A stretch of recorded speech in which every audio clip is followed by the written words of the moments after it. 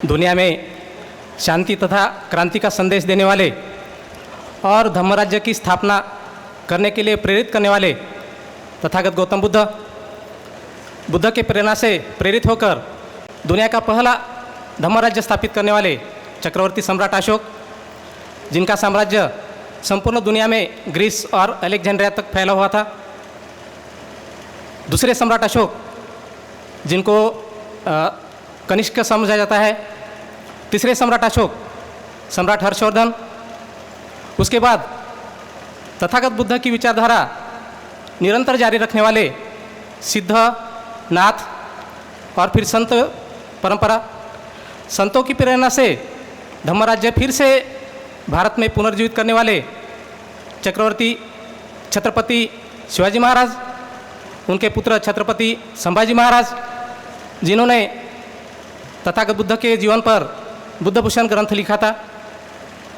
राजमाता जिजाऊ, तथागत बुद्ध की क्रांति फिर से पुनर्जीवित करने वाले राष्ट्रपिता ज्योतिबा फुले, छत्रपति शाहूजी महाराज, डॉक्टर बाबा साहेब अम्बेडकर, अनुभव साठे और तमाम सभी मूल्यवासी बहुजन महापुरुषों को मैं प्रणाम करता हूँ। आज के 5वें महाराष्ट्र राज्य अधिवेशन में अध्यक्षता करने वाले माननीय वामन मेश्राम साहब और हमारे सभी कार्यकर्ता पदाधिकारी, उपस्थित बंधु भगिनी, साथियों, बुद्धिस्ट इंटरनेशनल नेटवर्क और बुद्धिज़्म की प्रासंगिकता क्या है, क्यों हमें ये कार्य करना जरूरी पड़ रहा है, इसके बारे में मैं पहले आपको बताना चाहता हूँ। क्योंकि अगर आपको उद्देश्य पता नहीं होगा तो आपको काम करने में कोई इंटरेस्ट नहीं आएगा। क्यों बुद्धिज़्म जरूरी है? तो साथियों, दुनिया में जीवन जीने के दो तरीके हैं, दो मार्ग है। एक ज्ञान का मार्ग, जिसको प्रकाश का मार्ग समझा जाता है, और दूसरा अज्ञान का मार्ग, जिसको अंधकार का मार्ग समझा जाता है। दुनिया में दो तरह के प्राणी हैं जो अज्ञान में जीते हैं, जैसे कि पशु जो कभी पढ़ाई नहीं करते, जिनका कोई स्कूल नहीं है और इसलिए वो हजारों सालों से वैसे के वैसे है। आप देखो, कुत्ता, घोड़ा, जो प्राणी है उनमें कोई परिवर्तन नहीं हुआ, उनमें कोई विकास नहीं हुआ। दूसरी तरफ मनुष्य है जो ज्ञान की साधना करता है और ज्ञान के मार्ग पर चलकर उन्नति करता है। तो तथागत बुद्ध ज्ञान के प्रतीक है। हमें बुद्ध क्यों चाहिए? क्योंकि बुद्ध हमें ज्ञान का रास्ता दिखाते हैं और बुराई के खिलाफ, पशु वृत्ति के खिलाफ लड़ने की हमें प्रेरणा देते। बुद्ध का जीवन क्या है? बुद्ध का जीवन नाग बनाम ब्राह्मण जो संघर्ष है, उस संघर्ष का प्रतीक बुद्ध का जीवन है। बुद्ध के जीवन का सबसे बड़ा प्रतीक है बुद्ध बनाम मारा संघर्ष। आपने मारा का नाम सुना होगा। मारा मतलब क्या? कि जो हमें अच्छे मार्ग पर जाने से रोकता है, जो हमें पशु अवस्था में लेके जाता है और हमको मारता है। जैसे कि मणिपुर में मारा, जहाँ वहाँ हिंसा होती है जाति के नाम पर, धर्म के नाम पर। तो मारा क्या करता है? दुष्ट प्रवृत्ति क्या करती है कि हमें निरंतर मारते रहती है, हमें कल्याण से रोकती है, हमारा विकास रोकती है, हमारे रास्ते पर अवरोध निर्माण करती है। और इसलिए बुद्ध हमें जरूरी है। बुद्ध क्या बताते हैं कि आप तर्कशील बनो, आप विवेकी बनो, आप परिवर्तनशील बनो। बुद्ध ने कभी नहीं कहा कि मेरा एक ही जो स्टेटमेंट है वैसे के वैसा अमल में लाओ। बुद्ध ने परिवर्तन बताया और उस परिवर्तन के मार्ग पर चलकर सम्राट अशोक ने सबसे बड़ा दुनिया का परिवर्तन किया और धम्मराज्य निर्माण किया। धम्मराज्य मतलब क्या है? तो जहाँ पर सभी लोगों को समान न्याय मिलेगा, सभी को समान हक अधिकार मिलेंगे, कोई किसी का शोषण नहीं करेगा, जहाँ पर कोई ऊंच नीच नहीं होगा। ब्राह्मणों की विचारधारा क्या बताती है? ब्राह्मणों की विचारधारा बताती है कि जन्म के नाम पर कोई ब्राह्मण श्रेष्ठ है और बाकी लोग तुच्छ है। बुद्ध और अशोक का विरोध किस बात को था? नागलोक का विरोध किस बात को था? ये हमें समझना बहुत जरूरी है। डॉक्टर बाबा साहेब अम्बेडकर बताते थे, हमारा पहला विषय, कि भारत का इतिहास नाग बनाम ब्राह्मण संघर्ष का इतिहास है और वो संघर्ष आज भी जारी है, आज हम उसे चला रहे हैं। तो नाग बनाम ब्राह्मण जो संघर्ष है वही बुद्ध बनाम ब्राह्मण संघर्ष है। बुद्ध ने बताया कि कोई श्रेष्ठ नहीं, कोई कनिष्ठ नहीं, जन्म के आधार पर सभी लोग समान हैं। जो अच्छा पढ़ेगा, जिसका व्यवहार अच्छा रहेगा, जिसका वर्तन अच्छा रहेगा, वो अच्छा आदमी। जिसका वर्तन बुरा रहेगा, जिसकी सोच बुरी रहेगी, जिसका आचरण बुरा रहेगा, वह बुरा आदमी। और ये चिरंतन सत्य है, सनातन सत्य है। आप अगर बुरे लोगों को सर पर बिठाओगे तो आपका कल्याण नहीं होगा, आपका पतन हो जाएगा। आप अगर अच्छे लोगों को सामने रखोगे, उनको नेतृत्व दे दोगे, तो आपके विकास होगा, उन्नति होगी। सम्राट अशोक और तथागत बुद्ध के समय क्या हुआ? तथागत बुद्ध ने जो अच्छे लोगों का संघ बनाया था, जिसे भिक्षु संघ बोलते हैं। भिक्षु संघ मतलब कोई भिक्षु नहीं है, तो 4 लोगों का संघ था, भिक्षु, भिक्षुनी, उपासक, उपासिका। हम लोग ये मानते हैं कि केवल भिक्षु लोगों का संघ मतलब बुद्ध का संघ। ये बहुत गलत बात है। बुद्ध का संघ मतलब भिक्षु, भिक्षुनी, उपासक, उपासिका। महिलाओं ने भी भिक्षुनी बनना चाहिए, पुरुषों ने भी भिक्षु बनना चाहिए, और उन्होंने अपने समाज को बनाने के लिए लीड करना चाहिए। आज हमारा विकास क्यों नहीं हो रहा है? क्योंकि हमें मार्गदर्शक कोई नहीं है। जिस समाज का दिशा निर्देशन नहीं होता, वो समाज पीछे जाता है। जिस समाज को दिशा निर्देशन देने वाले लोग रहते हैं, उस समाज की उन्नति होती है। तथागत बुद्ध के समय भिक्षु, भिक्षुनी, उपासक, उपासिका टॉर्च बीरर्स थे, प्रकाश की तरफ लेके जाने वाले थे, और इसलिए समाज का विकास हुआ। आज भी जहाँ जहाँ पर बुद्धिज़्म है, वहाँ पर उन्नति है। चाइना दुनिया में 1 नंबर का देश है, बुद्धिस्ट राष्ट्र है। जापान दुनिया में 1 नंबर का देश है, बुद्धिस्ट राष्ट्र है। कोरिया दुनिया में उन्नति की राह पर है। श्रीलंका देखो, छोटा देश है लेकिन बेहद साफ सुथरा देश, गंदगी जैसा नहीं, इधर के जैसा। तो लोगों के आचरण में बदलाव होना बहुत ज़रूरी है। लोगों के आचरण में परिवर्तन हो गया तो कोई किसी का शोषण नहीं करेगा, एक दूसरे के साथ प्रेम भाव से, बंधुभाव से रहेंगे। अभी हमारे दिमाग पर क्या सवार है? अभी हमारे दिमाग पर ब्राह्मणवाद सवार है, और ब्राह्मणवाद के प्रभाव में हम क्या करते हैं? एक दूसरे की नफरत करते हैं, एक दूसरे के कंपैरिजन करते हैं, खुद को बड़ा मानते हैं, दूसरे को छोटा मानते हैं। हमारा अपने पड़ोसी से भी जमता नहीं। अगर आपका पड़ोसी के साथ भी नहीं जमता तो आप परिवर्तन कैसा कर पाओगे? बुद्ध ने कहा, अगर तुम्हें दुनिया में परिवर्तन करना है तो सबसे पहले करुणा, बंधुत्व की भावना आपको फैलानी पड़ेगी। सभी जाति समुदाय के लोगों के साथ आपको बंधुभाव विकसित करना पड़ेगा, और वह काम हम से Bharat Mukti Morcha, Buddhist international network के माध्यम से कर रहे हैं। ज्ञान क्यों जरूरी है? ज्ञान के माध्यम से हमें अपनी एहसास होता है, हमें हमारी जो गौरवशाली पहचान है, वह पहचान हमें मिलाती है। जो विजेता लोग होते हैं, जो सरंजाम लोग होते हैं, जो मतलब डोमिनेटिंग करने वाले लोग होते हैं, उनकी स्ट्रैटेजी क्या रहती है? वो लोग डोमिनेट करने के लिए, हाँ, वो लोग डोमिनेट करने के लिए दूसरे लोगों को दबाते हैं, और उनका जो गौरवशाली इतिहास है, वह इतिहास खत्म करने का काम करते हैं। भारत में क्या हुआ? भारत में हमारा जो कुछ इतिहास है, विरासत है, जिससे हमें प्रेरणा मिल सकती थी, जिससे हमें सम्मान और गौरव प्राप्त हो सकता था, उस इतिहास को ब्राह्मणों ने नष्ट किया। और उस गौरव को नष्ट होने के कारण हम अपने आप को कम समझते हैं, हम अपने आप को दलित समझते हैं, पददलित समझते हैं, क्या क्या समझते रहते। तो हमें अगर फिर से उन्नति के राह पर जाना है तो हमें अपना इतिहास फिर से बाहर लाना पड़ेगा, और इसलिए हम बुद्धिस्ट इंटरनेशनल नेटवर्क के माध्यम से बुद्धिज़्म का इतिहास सामने ला रहे हैं। बुद्धिस्ट इतिहास सामने आने से क्या परिवर्तन होगा? हमें जो जाति की पहचान दी गई है, वो पहचान हमारी खत्म हो जाएगी। जाति की पहचान क्या है? हमारे अपमान की पहचान है, हमें पतित करने वाली पहचान है। जाति के आधार पर ब्राह्मण श्रेष्ठ हो जाता है और हम शूद्र अतिशूद्र बन जाते हैं। शूद्र अतिशूद्र अगर बनना है, आपको रहना है, पिछड़ा आदिवासी रहना है, तो आप रहो, तो फिर हिंदू धर्म में जो रहते हैं उनका शोषण होता है। तो इसलिए तथागत बुद्ध ने कहा कि ये जो मार्ग है ब्राह्मण धर्म का मार्ग, जो हमें नीचे दबाने का कोशिश करता है, सिर्फ ब्राह्मण को हमारे सर पर बिठा के रखता है, ये मार्ग हमें नहीं चाहिए। और इसलिए बुद्ध ने सब स्पेशल सेपरेट धर्म निकाला, और उसने बताया कि सबसे पहला उसका जो क्रांतिकारी फार्मूला है, वह क्रांतिकारी फार्मूला बुद्ध का एक ही था कि सभी लोग धर्म में सभी समान है, कोई ऊंच नीच नहीं है। इस आधार पर हम अगर समाज में जाएंगे तो लोग हमारे साथ जुड़ेंगे। तो इसलिए ज्ञान भी अगर पैदा हुआ तो उसका प्रचार करना जरूरी रहता है। तथागत बुद्ध ने केवल ज्ञान बना के अपने साथ नहीं रखा, तो उसके लिए प्रचारक बड़े पैमाने पर तैयार किए। आज परिस्थिति क्या है कि हमें बुद्ध पता है, धम्म पता है, लेकिन उसका प्रचार करने वाले कोई लोग नहीं हैं। बुद्ध ने लोगों को प्रेरित करने के लिए खुद ग्रह त्याग किया, खुद अपने बेटे को राहुल को भिक्षु बनाया, अपने परिवार को धम्म के लिए प्रेरित किया, और उसकी वजह से संपूर्ण भारत बौद्धमय हो सका। हमें भी अगर बड़े पैमाने पर भारत को बौद्धमय बनाना है तो धम्म प्रचारक बड़े पैमाने पर बनने चाहिए। खासकर युवा लोगों ने धम्म प्रचार के लिए तैयार होना चाहिए, और उसके लिए ज़रूरी नहीं कि आपको भिक्षु ही बनना पड़े। आप उपासक उपासिका धम्म प्रचारक बन के ही भी काम कर सकते हैं, जैसे कि सम्राट अशोक ने धम्म प्रचारक बनाए। और संपूर्ण दुनिया में भेजे। वह अधिकारी थे, उनको धम्म महामात्र बोलते थे, धम्म महामंत्री। तो अशोक से प्रेरित होकर जो बाद में बौद्ध सम्राट हो गए, राजा हो गए, उन्होंने उन मंत्रियों को अपने साथ रखा और धम्म राज्य का निर्माण हुआ। तो इसलिए हमें बुद्ध की जो विचारधारा है वह केवल अपने पास नहीं रखनी है, बल्कि उसका प्रचार प्रसार करना है। और उसका प्रचार प्रसार करने के लिए संगठन की ज़रूरत है। वर्तमान संगठन क्या कर रहे हैं? वर्तमान संगठन केवल वंदना लेने का काम कर रहे हैं, केवल विहार बनाने का काम कर रहे हैं, और फिर विहार में कोई नहीं जाता, कुत्ते वहाँ पर लोग सोते रहते हैं।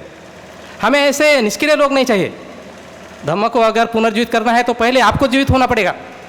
अगर आप ही मुर्दा हो तो धम्म मुर्दा बनेगा। कोई भी विचार ऐसे ही जिंदा नहीं रहता, उसको पीढ़ी दर पीढ़ी जिंदा रखना पड़ा है, निरंतर जिंदा रखना पड़ता है। अगर उसके लिए आप काम नहीं करोगे तो विचार मर जाएगा। भारत में यही हुआ।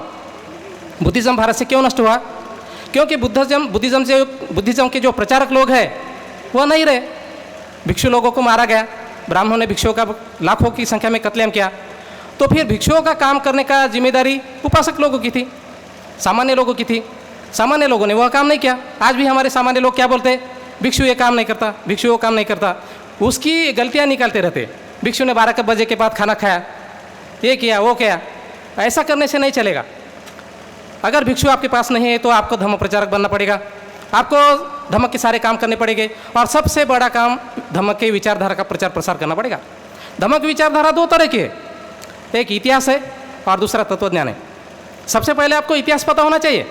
अगर आपको इतिहास ही पता नहीं तो आप जिन लोगों के पास जा रहे हैं उनको इतिहास नहीं बता पाए तो आपको एक्सेप्ट नहीं करेंगे।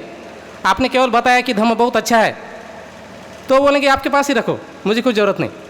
हमें बताना पड़ेगा कि फॉर एग्जाम्पल अब इस परिसर में कोली लोग ज़्यादा है, कोली लोगों का क्या इतिहास है। अभी सर ने बता दिया, अमित नरवाड़े सर ने, कि यहाँ पर जो कार्ला बौद्ध गुफा है भारत की सबसे नंबर 1 बौद्ध गुफा है। और वहाँ पर कोली लोग बड़े पैमाने पर प्राणी हत्या करते हैं और उनको बुद्धिज़्म के बारे में कुछ पता नहीं। क्यों पता नहीं? क्योंकि तुम उनको बताते नहीं, और बताने के लिए आपको ज्ञान चाहिए, नॉलेज चाहिए। तो हम ज्ञानी प्रचारक बनाना चाहते हैं बुद्धिस्ट इंटरनेशनल नेटवर्क के माध्यम से। केवल सामान्य प्रचारक, केवल श्रद्धा वाले प्रचारक कुछ काम के नहीं, ज्ञान वाले प्रचारक चाहिए। और उसके लिए हम इतिहास संशोधन करते हैं, इतिहास संशोधन के बुक पब्लिश करते हैं। आपकी जवाबदारी है कि ये बुक आप लोग पढ़ें, उनके नोट्स निकालें और ये जानकारी आप लोगों में बता दें। कोली लोगों का क्या इतिहास है? तो कोली जो औरंगाबाद परिसर में, मुंबई परिसर में रहते हैं, जिनको आगरी कोली कहा जाता है, ये कोली जो तथागत बुद्ध की माता महामाया है, कोलीय वंश की, उनके ये वंशज लोग हैं। इसके प्रमाण क्या है? तो इसका प्रमाण हमारे पास लिखी राइटिंग में अवेलेबल है। अलेक्जेंडर कनिंघम नामक एक संशोधक है, उन्होंने बिहार में संशोधन करते वक्त एक कोलीडीह नामक एक गांव देखा। और वहाँ पर कोलीडीह गांव में उन्होंने उत्खनन करने के बाद वहाँ पर उनको पता चला कि वहाँ पर एक मूर्ति है, देवी की मूर्ति है। और वह देवी की मूर्ति कौन सी है? तो बुद्ध माता महामाया की मूर्ति है। और वहाँ के कोली लोग कोलीडीह गांव में उस देवी की कोलीय माता के नाम से पूजा करते थे। देखो, मतलब कोली लोग कोलीय देवी की, और कोलीय देवी कौन सी है? तो बुद्ध माता महामाया को कोलीय माता के नाम से लोग पूछते थे। अभी मुंबई में हम देखेंगे तो क्या पता चलता है? मुंबई में कुलाबा है, कालबा देवी है। कालबा देवी मतलब क्या है? तो कोली देवी है। बाद में कोल्हापुर जो गांव है, कोल्हापुर का ओरिजिनल नाम क्या है? उधर जो कोलडी है वही इधर कोलपुर होगा। कोलडीह का इधर कोलपुर हुआ। और कोल्हापुर में जो श्री लक्ष्मी का मंदिर है, वह श्री लक्ष्मी का मंदिर वास्तव में श्री लक्ष्मी जो है वह तथागत बुद्ध की माता है, महामाया है। उसको कोल्हापुर का दूसरा नाम एक क्या नाम है? हाँ, करवीर नगरी। करवीर नगरी। तो करवीर नगरी क्यों है?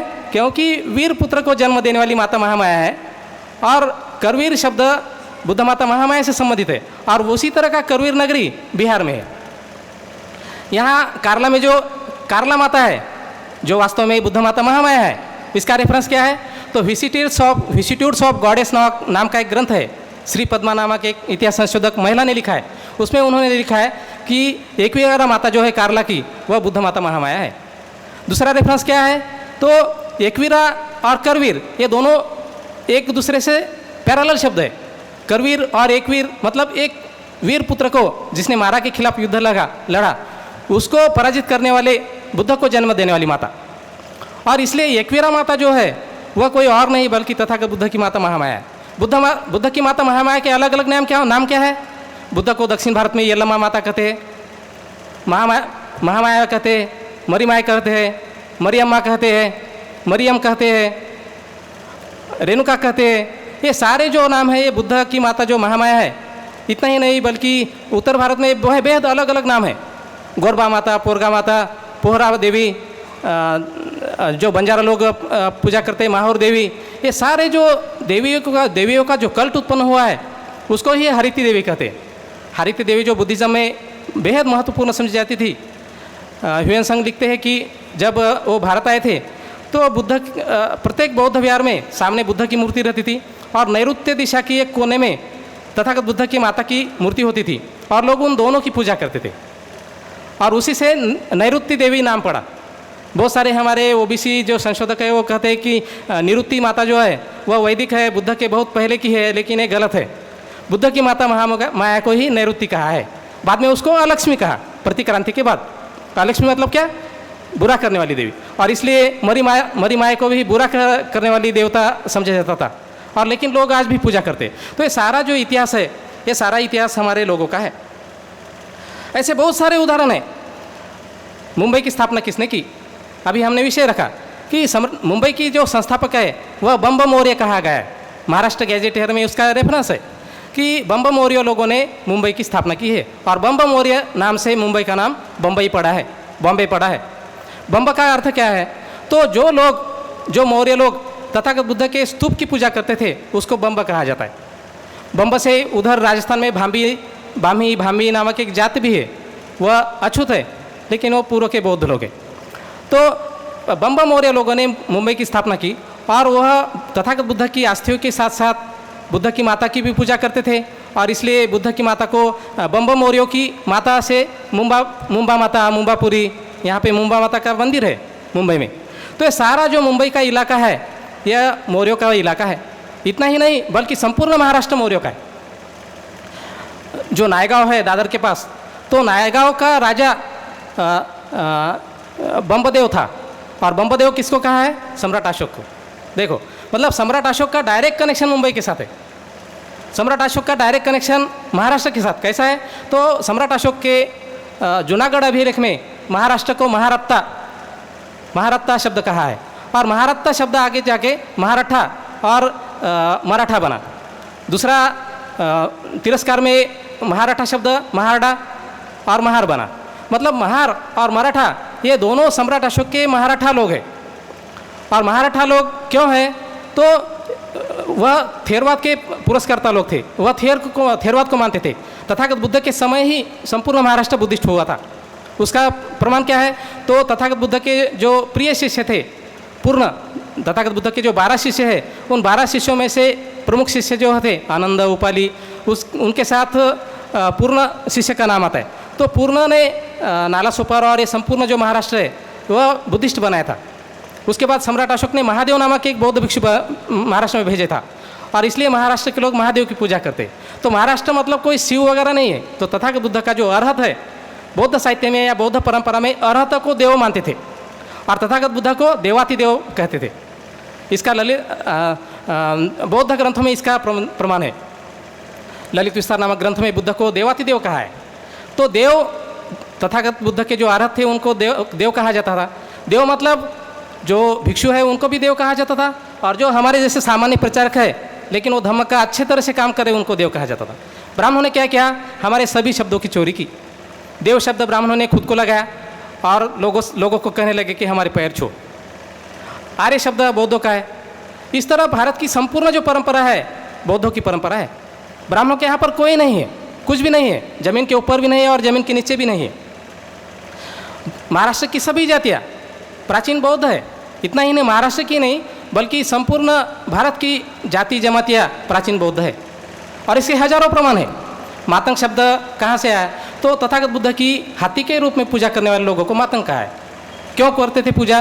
तो तथागत बुद्ध के जन्म का प्रतीक सफ़ेद हाथी है और इसलिए सफ़ेद हाथी के रूप में पूजा करने वाले लोग मातंग बने। महार शब्द कहाँ से आया? तो तथागत बुद्ध की सूर्य के रूप में पूजा करने वाले लोग महार कहे गए। महार शब्द मेहर शब्द से बना है और मेहर का अर्थ ईरानी भाषा में सूर्य होता है। और राजस्थान से दक्षिण भारत की तरफ हम देखेंगे तो महार से संबंधित बहुत सारी जातियाँ हैं। महार, मेहर, मेहतर, मेर, ये सारे जातियाँ, गुजरात में भी मेर जाति है। ये सारे प्राचीन बौद्ध लोग हैं। मराठा लोग प्राचीन बौद्ध लोग हैं। कोली लोग प्राचीन बौद्ध है। जो 12 बलुतेदार कहा जाते हैं, बौद्ध साहित्य में उनको पांचाल कहा जाता था। पांचाल मतलब क्या? पंचशील का पालन करने वाले। सोनार, लोहार, सुतार, कुम्हार जो 12 बलुतेदार है उनको पांचाल कहा जाता है। और उनका अपमान करने के लिए ब्राह्मणों ने महाभारत में पांचाली कैरेक्टर दबाया है। महाभारत जो पूर्णतः लिखा गया है उसका मूल उद्देश्य क्या है? पांचालों को हराना। पांचालों को हराना मतलब किसको हराना? बौद्धों को हराना। महाभारत का ओरिजिन क्या है? तो द्रोणाचार्य और पांचाल राजा दोनों दोस्त रहते हैं सुबह के बचपन के, और दोनों में अच्छी मित्रता रहती है। लेकिन यह बड़ा राजा होने के बाद वो अमीर बनता है और जो द्रोणाचार्य है वो गरीब बनता है। फिर उसका जो पुत्र होता है द्रोणाचार्य का, अश्वत्थामा, और इसकी पुत्री होती है द्रौपदी। तो ये दोनों जब खेलते हैं तो पांचाल राजा द्रोणाचार्य के सामने बोलता है कि हम अब राजा है, ये गरीब लोगों के साथ मत खेलो, हमें राजशाही में रहना चाहिए। तो इसका गुस्सा द्रोणाचार्य को आता है और फिर वह प्रण लेता है कि मैं इनका राज्य खत्म कर दूंगा। और फिर वह पांडवों के साथ जाकर मिलता है, पांडवों की शादी बनाता है द्रौपदी के साथ, और फिर कौरवों को पांडवों के खिलाफ भिड़ाता है।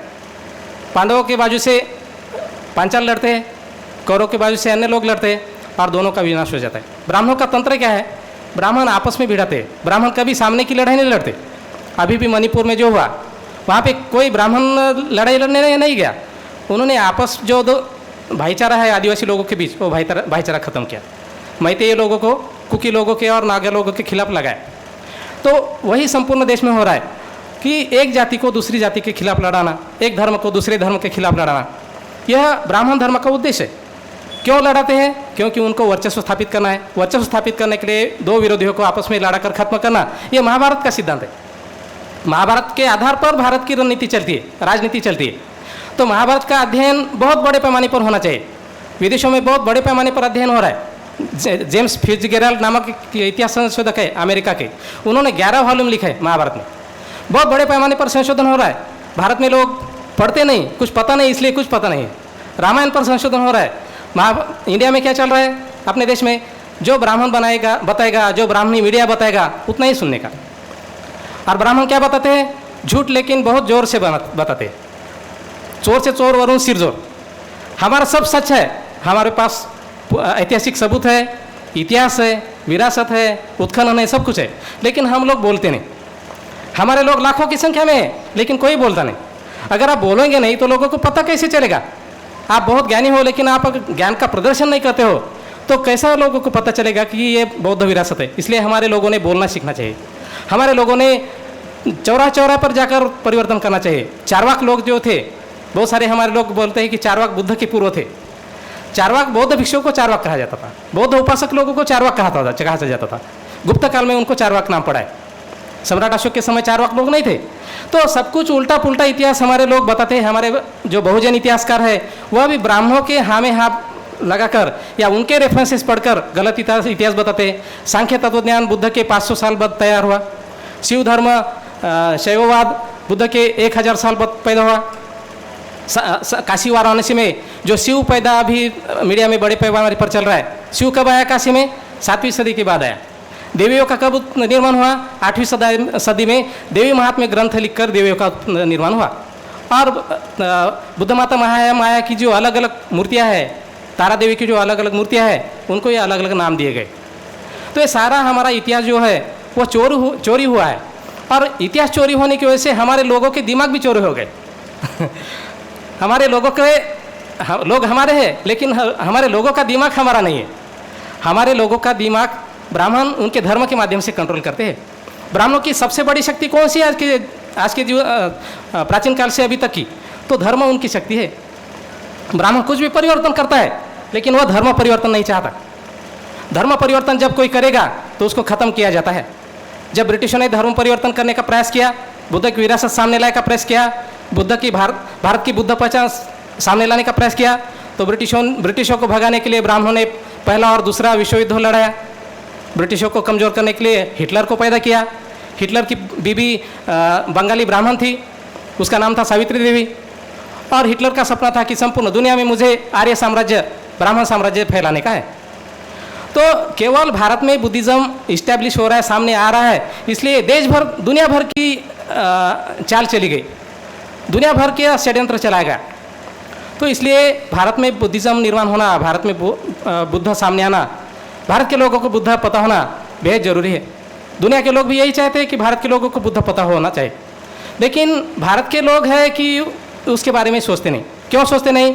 तो ब्राह्मणों ने पुराणों में लिख कर रखा है कि बुद्ध कौन सी देवता है, तो शैतान देवता है। बुद्ध आपको क्या करता है? नरक में लेके जाता है, बुद्ध राक्षस है।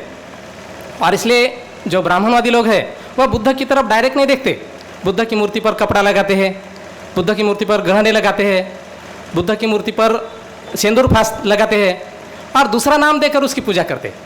हनुमान की मूर्तियाँ, तोड़ी फोड़ी हुई बुद्ध की मूर्तियाँ, हनुमान की मूर्तियाँ। हनुमान कौन है? पद्मपाणि बोधिसत्व जो है उसको हनुमान कहा है। और अभी हिंदुत्व प्रसारित करने के लिए हनुमान चालीसा सभी तरफ किए जा रहे हैं। तो हनुमान चालीसा क्या है? जो हमारे मंगलाष्टक है उसको ही हनुमान चालीसा में परिवर्तित किया। तो बहुत सारा जो सब कुछ वर्तमान जो ब्राह्मण धर्म है, हिंदू धर्म, वह पूर्णतः बुद्धिज़्म पर आधारित है।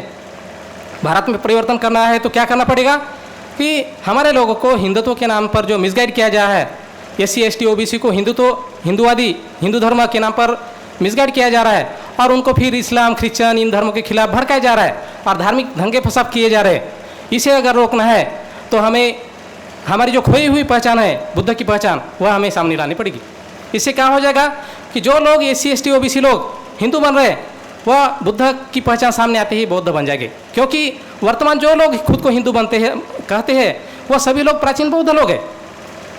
महाराष्ट्र की जो परंपरा है, संत परंपरा है, उसको ब्राह्मण बोलते हैं कि वह हिंदू परंपरा है, वारकरी परंपरा, धारकरी परंपरा।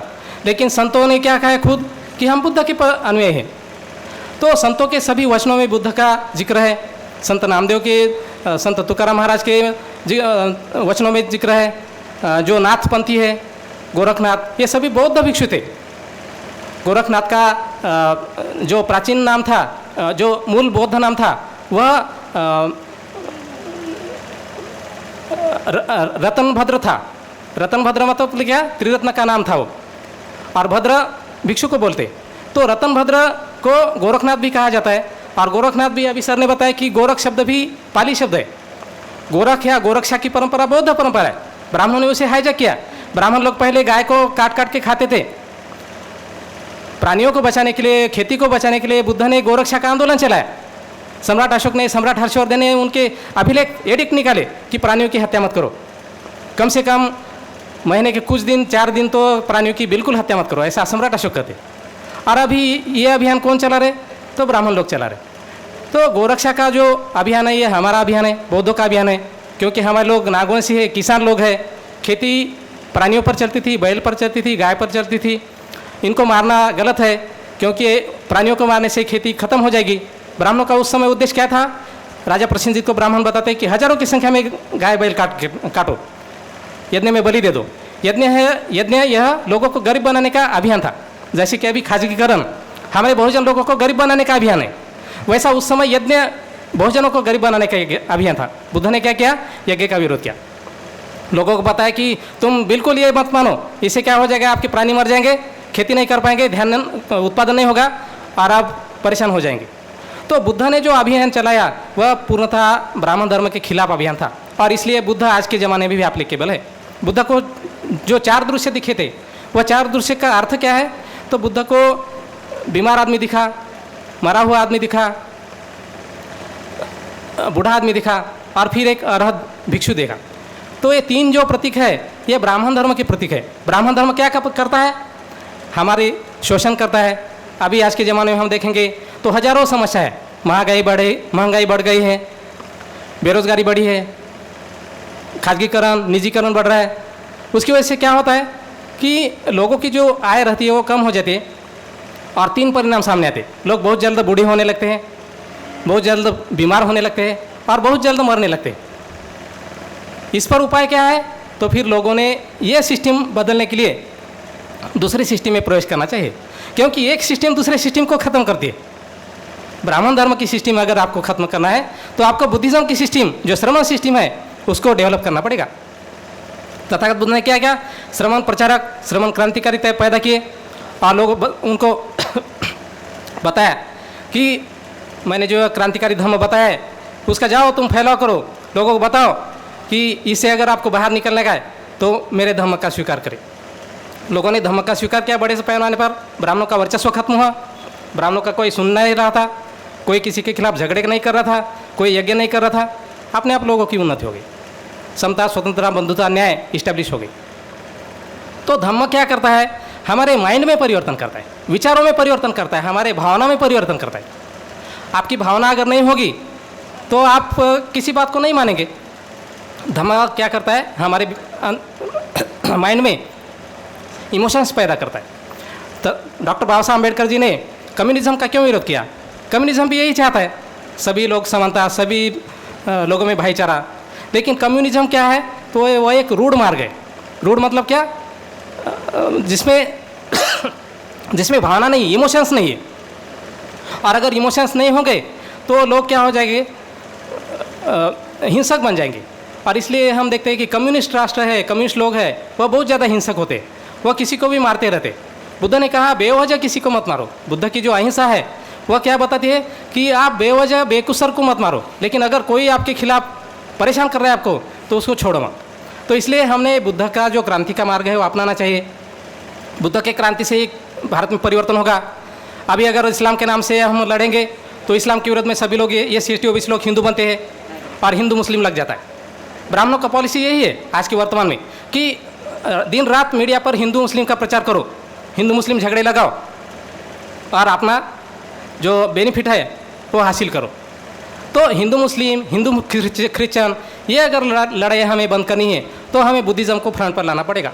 जब बुद्धिज़्म बना ब्राह्मणिज़्म संघर्ष शुरू हो जाएगा तो क्या हो जाएगा? ब्राह्मणों के साथ हिंदू के नाम पर कोई नहीं आएगा। आज जो SC ST OBC को हिंदू बनाकर ब्राह्मण 3% से 97% बन रहे, वह बौद्ध धर्म सामने आने के बाद क्या हो जाएगा कि सारे 97% लोग हमारे साथ जुड़ जाएंगे और बहुजन शक्तिशाली बनेंगे, बहुजनों का राज आएगा। और इसलिए जो अल्पसंख्यक धर्म है, जैसे कि क्रिश्चियन धर्म है, इस्लाम धर्म है, सिख धर्म है, जैन है, इन्होंने बुद्धिस्ट इंटरनेशनल नेटवर्क के साथ जुड़ना चाहिए। बहुत सारे लोगों की गलतफहमी है कि बुद्धिस्ट इंटरनेशनल नेटवर्क के लोग केवल धर्म का प्रचार कर रहे हैं, उनको संपूर्ण भारत बौद्धमय बनाने का है, वो बुद्ध का काम कर रहे हैं, वो धर्म का काम कर रहे हैं। हमारा उद्देश्य किसी को बेवजह बौद्ध बनाना नहीं है। तो एक उद्देश्य के साथ हमें बुद्धिस्ट विचारधारा अपनाने के लिए उनको कहना है। आप किसी भी धर्म के रहो, आप इस्लाम रहो, फिर भी आप बुद्ध की विचारधारा को स्वीकार सकते हैं। बुद्ध की विचारधारा क्या है?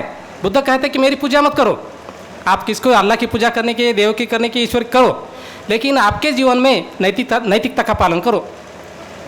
बुद्ध में ईश्वर क्या है? तो जो नैतिकता है, मॉरलिटी है, इसको ही तो बाबा साहब अम्बेडकर बोलते हैं कि बौद्ध धर्म में मॉरलिटी ही गॉड है। अगर काया वाचा मन आपका शुद्ध रहेगा तो आपकी उन्नति होगी और अच्छे विचार से आप आगे बढ़ेंगे तो आपको बीमारी नहीं होगी, आपकी अधोगति नहीं होगी। आप अगर अन्य लोगों के साथ मैत्रीपूर्ण भाव रखेंगे तो आपको सभी तरफ मदद हो जाएंगी और आपका कल्याण होगा। लेकिन अगर दुष्ट विचार दिमाग में रखोगे, दुष्टता से व्यवहार करोगे, किसी को बेवजह परेशान करते रहोगे तो फिर आपके दुश्मन बढ़ते जाएंगे और आपका पतन हो जाएगा। और इसलिए तथागत बुद्ध का जो मार्ग है वह एकदम साइंटिफिक और आगे ले जाने वाला मार्ग है और सभी लोगों के लिए कल्याणकारी मार्ग है। तो महाराष्ट्र का जो इतिहास है वह पूर्णतः बौद्ध इतिहास है। जो चालुक्य है, जिन्होंने बाद में आधुनिक महाराष्ट्र की रचना की है, तो चालुक्य भी शैलक पंथ के थे, पूर्व शैल और अपल शैल। पूर्व शैल जो है तो पूर्व चालुक्य बने, बादामी उनकी राजधानी थी। पश्चिम शैलक जो है तो पश्चिम चालुक्य बने। तो इस तरह महाराष्ट्र का प्राचीन इतिहास, मध्ययुगीन इतिहास और अभी का इतिहास पूर्णतः बौद्ध इतिहास है। ये इतिहास हमें बताना पड़ेगा, तो इससे हमारा जो विरासत है वह बचेगी। कार्ला जैसी जो प्राचीन धरोहर है उसको नुकसान नहीं पहुंचेगा। तो इसलिए हमारे लोगों ने ज़्यादा से ज़्यादा हमारे इतिहास संशोधन को, हमारे बुक्स को पढ़ना चाहिए। कार्यक्रमों का आयोजन करना चाहिए। तथागत डॉक्टर बाबा साहब अम्बेडकर ने 10 सूत्री प्रोग्राम हमें दिया था। 10 सूत्री प्रोग्राम क्या है कि आप बड़े बड़े धम्म मेले, वैचारिक धम्म मेले लगाओ, धर्म परिवर्तन के, संशोधक पैदा करो, यूनिवर्सिटी पैदा निर्माण करो, बुद्ध विहार को क्रांति के केंद्र बनाओ। अभी बुद्ध विहार क्या बन गए, सिर्फ डेड बॉडीज बन गए। अगर वहाँ पर काम नहीं होगा तो डेड स्थान हो जाएगा। तो हमारे लोगों ने बुद्ध विहार में जाना चाहिए हर रविवार के दिन। हमारी जो प्राचीन धरोहर है उसके पास जाना चाहिए। अगर आप प्राचीन धरोहर के पास जाते नहीं, हर पूर्णिमा के दिन प्राचीन धरोहर पर जाना चाहिए, वहाँ पर रख रखाव करना चाहिए, साफ सफाई करना चाहिए। इससे क्या हो जाएगा, एक तो अपना आपकी जो टूर हो जाएगा, टूर भी हो जाएगा, वहाँ पे साफ़ सुथरा हो जाएगा सब कुछ परिसर, और आपके बच्चों को भी लगेगा कि हमारी कुछ तो विरासत है। तो हमारे लोगों ने अपने जीवन में प्रैक्टिकल लाइफ में धर्म को अप्लाई करना चाहिए। केवल बातें करने से नहीं होगा, तो आपको ऐसे बड़े बड़े प्रोग्राम जो है उस प्रोग्राम में शामिल होना चाहिए। इस प्रोग्राम में जो जानकारी मिलती है उसका समाज में जाकर प्रचार प्रसार करना चाहिए। हर एक घर से एक धर्म प्रचारक बनना चाहिए। तथागत बुद्ध से प्रेरित होकर हर व्यक्ति अपने बड़े बच्चा, लड़का है या लड़की को दान करते थे धर्म को। उनसे प्रेरित होकर सम्राट अशोक ने अपने बड़े पुत्र और बड़ी पुत्री को धर्म को दान किया, और उसकी वजह से संपूर्ण विश्व धर्ममय बन गया। तो हमें भी धर्म प्रचारक बनना चाहिए, धर्म प्रचारक बढ़ाने चाहिए, और धर्म का वास्तविक इतिहास, विरासत और सभी जानकारी लोगों को बतानी चाहिए। तभी बड़े पैमाने पर समाज में परिवर्तन होगा। और जो हम अपने देश में परिवर्तन करना चाहते हैं, ब्राह्मणवाद को खत्म करना चाहते हैं, ब्राह्मण का वर्चस्व खत्म करना चाहते हैं, वह सभी सफल हो जाएगा। तो ये आप सब करेंगे ऐसी अपेक्षा रखता हूँ, और मैं मेरी बात को विराम देता हूँ। धन्यवाद। जय मुलाशी, नमो बुद्धाय।